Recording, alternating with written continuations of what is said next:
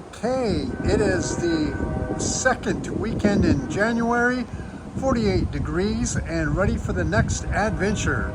This is the storage lot, all packed up, ready to go down to Brown County State Park, my favorite state park. Bo is all excited. He loves to go camping, and a couple things I'm going to look at. When my last trip ended, I stayed at Cracker Barrel and it got down to 22 degrees.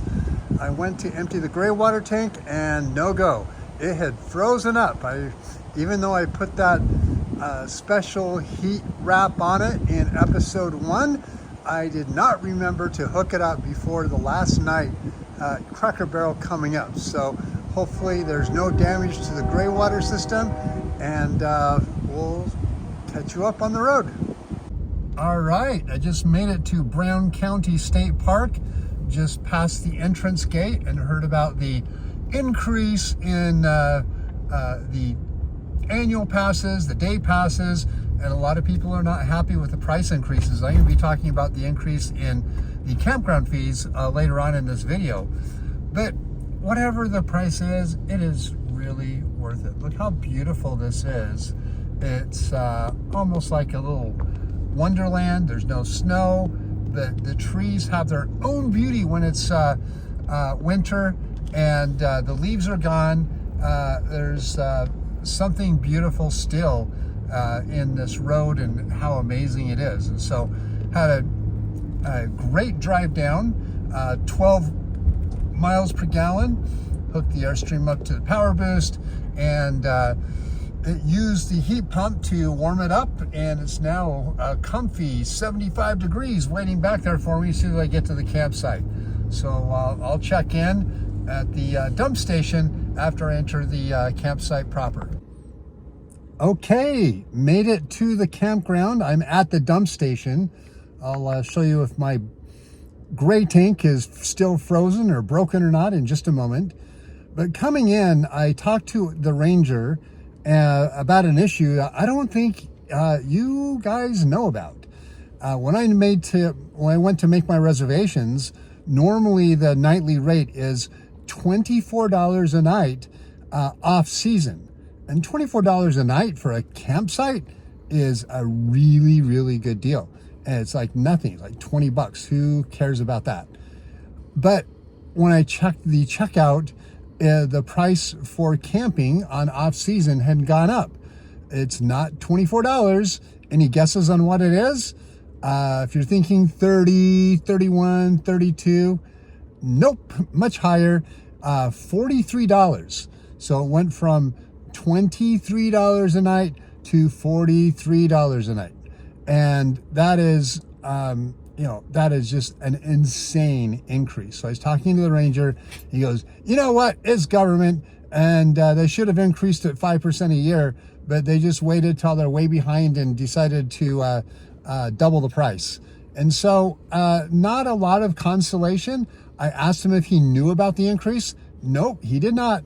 And apparently I'm the first one that told him about it, or the first one to complain. And so I didn't want to put him on cam because I was putting him in a difficult position. I was asking, why did it go up so much in 1 year with no notice? Because I checked the website and it says, yeah, there's an increase in entrance fees with some minimum increases in campsite fees, not a, what seems to be a, 80% uplift from the prior year. But anyway, this park is wonderful. I don't want to start on a bad note. It was certainly worth $24 a night, and this campground is so beautiful. It's certainly worth $43 a night that the current rates are. So I'm going to be happy I'm here and happy I'm camping, and seeing Bo in the back seat. He's looking outside, and we are going to have a great weekend. So let's go back and check the gray water tank to see if I have any leaks that I caused by unintentionally letting it freeze completely solid on the way up from Florida. Okay, sewer hose all connected. It is the moment of truth. And so I'm not worried about the black tank, but we'll pull that one first. draining just fine, no problem at all. Let's close that. Now, let's pull the gray tank. Look at that. Thank you, Airstream, for such great engineering. Let's come over here. And so I have gray water flowing, no problem at all. So I guess even if your gray water tank freezes, that pipe going to the sewer outlet freezes, I guess don't worry. It won't break anything, and it'll still work when the sun shines and it thaws up. Okay, filling up the freshwater tank from the one super insulated freshwater hose shelter over here. I'm glad that they have one, and super happy I get to have all the luxuries of home, including a hot shower during my stay this weekend. Okay, water tank's full, but now I have a new problem with the toilet, and that is when I flush it, the water comes, and when you let pressure up off the pedal, the water's supposed to stop. Well, it did there, but the last two times it just kept running and running, and it was continuing to fill the toilet. So I guess that now that the valve has been open and closed several times, it will work properly, but let me keep my eye on it, and it may need to be replaced. I want to thank my son for buying me a tripod for the YouTube channel. And backing your rig in is one of the most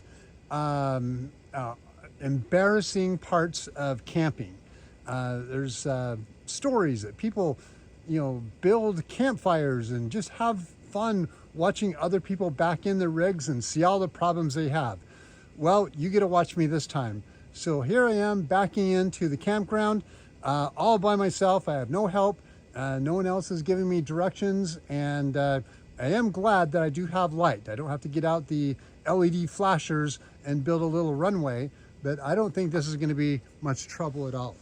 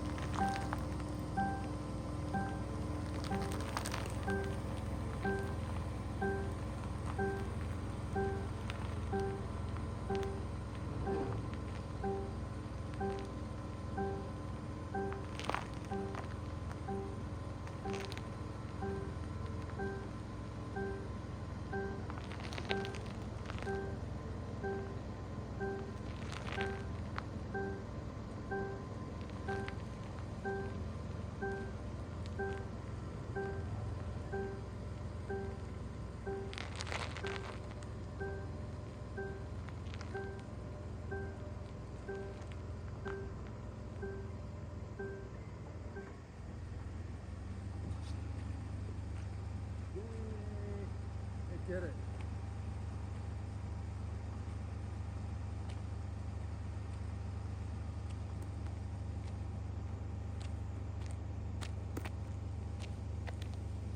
It's not that bad with no helpers, no one guiding me. It can be done. Okay, I've connected to the post for 110 power, and also I connected this extension cord to the gray water pipe wire wrap I installed in episode 1, so that gray water pipe segment does not freeze, keeping me from dumping it on Sunday morning. And also in the plug, there's a little light showing that there is power getting to it, and so hopefully I'll be able to dump my tank when I leave on Sunday. Good morning. It is 5:28 Saturday morning, and I think I am one of only 3 other campers in the entire campground. And I just took Bo out for his walk, and he is happy as can be. One thing that I love is I love making smoothies, and why not make them in the RV? So I got a special Vitamix I keep in the RV at all times. I used to make the smoothies the night before and just bring them, but they just don't taste as good. The ingredients separate and they don't have that fresh smoothie taste. So why not? All the comforts of home includes fresh made smoothies. So I'll show you my smoothie recipe. Start with the blender. Let's go down to the freezer.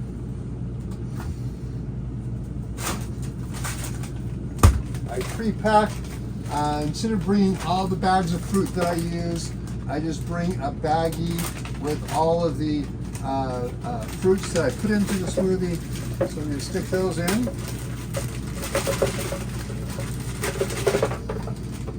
There you go. Next ingredient, instead of bringing all the powders, what I do is I pre-packed, and I have another baggie with all the protein powders that I need. So just throw that in, easy peasy. And the next ingredient is water. Let's get that out of the fridge because it's nice and cold. Throw that in.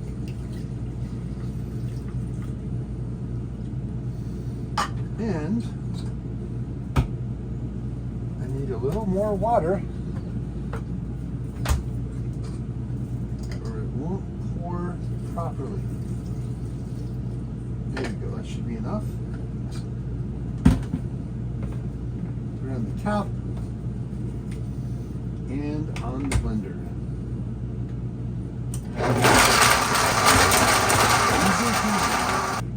Okay. Pour it in.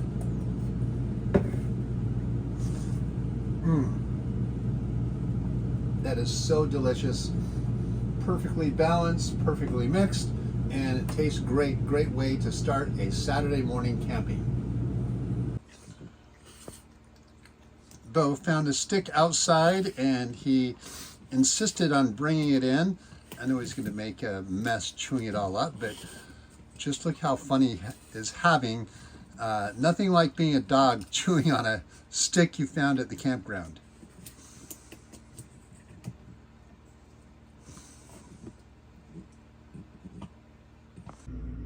Enjoying a lazy Saturday morning with Bo, relaxing in bed after a nice warm shower, and just amazed at the windows. I can see the trees outside and all the beauties of nature. We're going to go for a hike soon and enjoy the outdoors more, but what a great opportunity is to just sit back, take a break, relax from daily life, and relax from work and enjoy the outdoors. Okay, this is a tour of the Buffalo Ridge Campground, just so you can see how desolated it is the week of January 9th. There's some poor soul tent camping in very cold temperatures. That's fantastic. I tip my hat to them for their survival skills, but driving through, you can see just space after space after space is completely open. No one is here, and so you come camping in the winter, you can literally have the entire almost the entire campground to yourself. Makes up for those very expensive fee increases. And here we come around the other side of the loop, and we have 2 very hardy tents. Look at those, and they are, looks like professional campers, and they are in it to win it. And then come back here, the back side of the campground, and there's just no other campers here whatsoever. This restroom is not even open, and it is clear sailing. So I guess if you want to get a spot, come in the winter and you can have the whole campground to yourself and have your pick of campground sites. I love this back road to Straw Lake. It says extreme grade ahead and use caution. It's almost like a little go-kart track driving down to Straw Lake. I love the way the road has been cut through the forest, and the beauty and the accessibility that it provides. I've had lots of fun riding my bike down this hill. I don't think the camera shows how steep it is. My foot is on the brake, and making sure that the vehicle is under control. The fun of winter camping is you get to see things that just don't exist in the summer, such as this waterfall here. Very rarely have I ever seen it other than dry during the summer. And just looking at how beautiful it is, I'm very happy to see that today.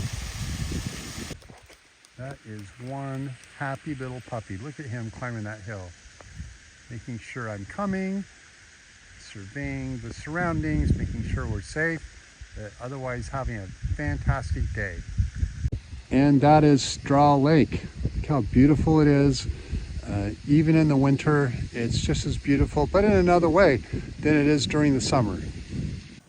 Bo is in his element, loves being outside, he loves hiking, and I love it too. I'm just glad that it is something that we both enjoy so much.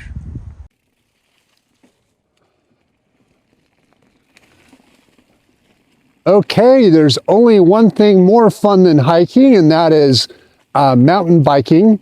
And this is a trail to the nature center, and I think that mountain biking is just like riding a roller coaster or a mountain roller coaster in the woods, like the Wookiees in Star Wars. But the trails are well maintained and groomed. You get to be up close and personal and see the fine details of the leaves, the trees, the foliage, and all the growth that continues even in the middle of the winter. At the bottom of the trees is the moss, and it's growing even though not much else is. And so it's nice that no one else is here. Don't have to worry about any other bikers on the trail, and is just a very relaxing respite from daily life. I mean, how many times do you get to walk out of your house or apartment and go on a nature trail as beautiful and decompressing as this one? So very happy with the opportunity that this resource is so close, and that Brown County maintains its bike trails. They encourage biking, and they provide a nature-based bicycle park. And I think that's one of the things that's amazing about Brown County, is they offer so many different venues for different types of recreation. Camping, horseback riding, hiking, jogging, nature center led hikes, and you name it, they've got it. And what a rich resource we have right outside our back door. It is 7 a.m. Sunday morning, and as you can see, there was a dusting of snow. The weather, the temperature fell to 21 degrees, and it is freezing outside. And I am so happy with all of the engineering, all the systems of the Airstream that make this a little oasis, providing me warmth and food and hot and cold running water and all the comforts of home here in the middle of of a snowstorm. So had a great night last night. Very grateful for the opportunity to enjoy nature in all of in any condition, and enjoying the outside even when it's cold and snowy. Since I go camping every weekend, I need to winterize as part of my prep routine before bringing the RV back for storage. And this is the first step. I turn on the water pump and then open a valve and wait until the water stops sputtering out. This can take up to 15 or 20 minutes, but I do that for every single water valve inside the RV. That is only the first step. I haven't even started with the compressed air, but before even starting with compressed air, the water pump can push a lot of this water out of the lines all by itself and prep it for the next step, which is the compressed air. In pumping out my lines with my water pump first, before I use my air compressor, I also have low point drain lines. They're hidden behind this secret cabinet here. I'm going to open this up. And then if you look back in here, there's a little valve, that white valve pointing horizontally. And I need to turn that up, and that will actually pump out the hot water. And then there's a cold water. After opening it, you can hear the water sputtering out. And I'm including that in my preparation before I blow out my air lines with the air compressor. Here I have my gallon of RV antifreeze. And the question is, well, why would you need that if you're going to blow out the lines? Well, I need it for the P-traps. And so after I'm all done, I'm going to pour a cup and a half down each P-trap. And the reason it's out now is to remind me when I'm done to do that step. Otherwise, I'm just so excited to be done with winterizing. I hop in the truck and go and risk those P-traps freezing.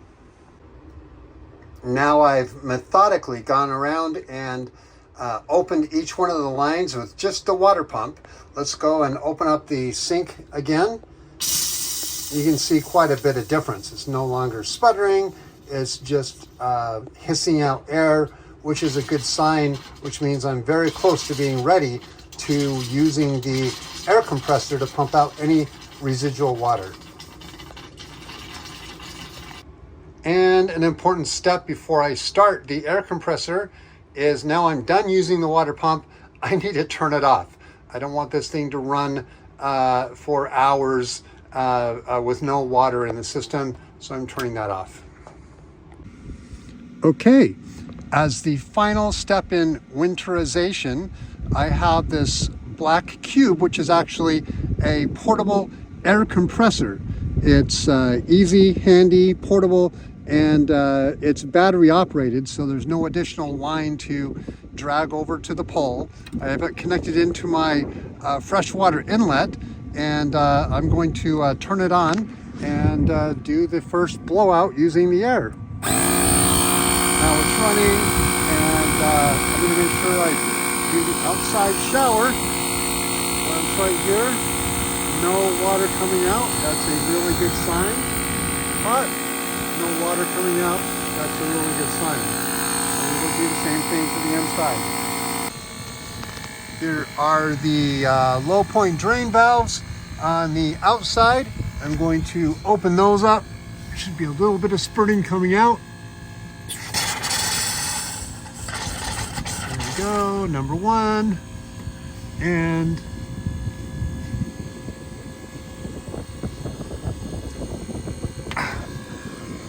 I think this one is stuck for some reason. There we go.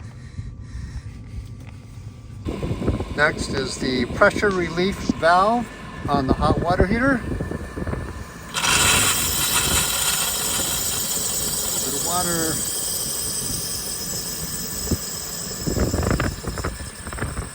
Perfect. Now, I methodically walk through every single valve on the interior, making sure there's no residual water that comes out. Okay, last step is pouring about a cup of antifreeze, the pink stuff, down into each of the P-traps to make sure that those don't freeze. The reason that I use the air compressor method is because it's cheaper. This pink stuff is very expensive and I go camping every weekend. And I don't like to have to use the extra water to flush it all out of my lines once I go camping the next week. And so this works for me. I know that any mistakes in winterization can end up costing thousands of dollars in repairs. So this is a very methodical process that has to be followed perfectly to mitigate any damages that might occur during the week when it's certainly undergoes freezing temperatures.